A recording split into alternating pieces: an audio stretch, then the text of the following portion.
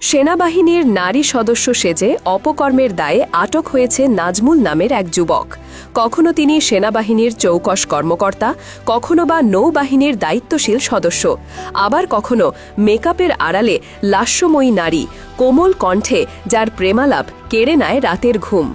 এমন বহুরূপী পরিচয়ের আড়ালে এক ভয়ঙ্কর কপটতার জাল বুনেছিলেন রংপুরের ২৪ বছর বয়সী যুবক নাজমুল হাসান জিম। দিনের পর দিন নেট দুনিয়ায় পরিচয়ের মুখোশ পাল্টে প্রেমের ফাঁদ পেতেছেন, চাপে ফেলে হাতিয়ে নিয়েছেন লাখ লাখ টাকা। অবশেষে তার এই নাটকের অবসান ঘটেছে র্যাপিড অ্যাকশন ব্যাটালিয়ন র্যাবের হাতে ধরা পড়ার মাধ্যমে। নাজমুলের আস্তানা থেকে যা উদ্ধার হয়েছে তা যে কোনো সিনেমার গল্পকেও হার মানাবে। তার বাড়ি তল্লাশি করে পাওয়া গেছে সেনাবাহিনী ও নৌবাহিনীর বিভিন্ন uniform, combat dress, field cap, navy jersey cap সহ নানা সরঞ্জাম।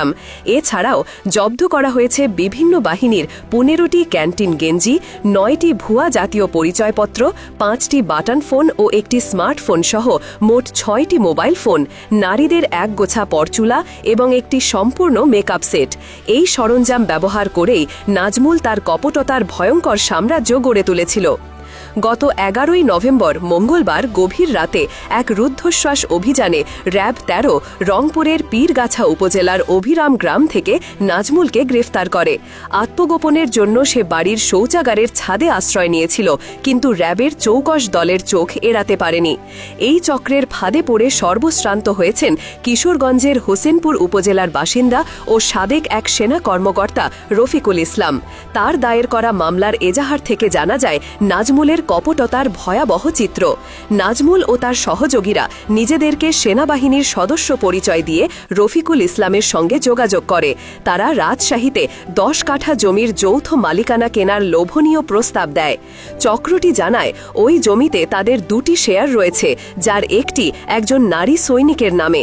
সেই নারী সৈনিকের টাকার প্রয়োজন হওয়ায় শেয়ারটি কম দামে বিক্রির কথা বলে রফিকুলের বিশ্বাস অর্জন করে।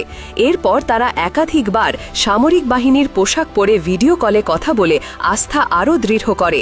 এই প্রলোভনে পা দিয়ে রফিকুল ইসলাম ধীরে ধীরে মোট ১৭,২৬,০০০ টাকা চক্রটির হাতে তুলে দেন। টাকা পাওয়ার পর থেকেই অভিযুক্তরা জমি রেজিস্ট্রি করে দেওয়ার নামে নানা অজুহাতে সময় ক্ষেপণ করতে থাকে। এক পর্যায়ে তারা আরও ৫ লাখ টাকা দাবি করলে রফিকুল ইসলামের সন্দেহ হয়। তিনি খোঁজ খবর নিয়ে জানতে পারেন তিনি একটি কপট চক্রের খপ্পরে পড়েছেন। এরপরই তিনি কিশোরগঞ্জের হোসেনপুর থানায় একটি প্রতারণা মামলা দায়ের করেন। র্যাব জানায় নাজমুলের কৌশল ছিল বহুমুখী। সে শুধু পুরুষ সেনা বা নৌ কর্মকর্তা হিসেবেই নয়, নিজেকে নারী সেনা সদস্য হিসেবেও পরিচয় দিত। মেকআপ ও পরচুলা পরে নারীর বেশ ধারণ করে, এমনকি কণ্ঠস্বর পরিবর্তন করে ভিডিও কলে কথা বলে সে অনেকের সঙ্গে প্রেমের সম্পর্ক গড়ে তুলত। সম্পর্ক গভীর হওয়ার পর শুরু হতো তার আসল খেলা। নারী কেলেঙ্কারিতে ফাঁসিয়ে দেওয়ার ভয় দেখিয়ে সে আদায় করত মোটা অঙ্কের টাকা। নাম প্রকাশে অনিচ্ছুক নাজমুলের এক নিকটাত্মীয় বলেন, আমরা সারা জীবন খেটে যা করতে পারিনি, নাজমুল মাত্র ২ বছরে তার চেয়ে লাখো গুণ বেশি সম্পদ করেছে।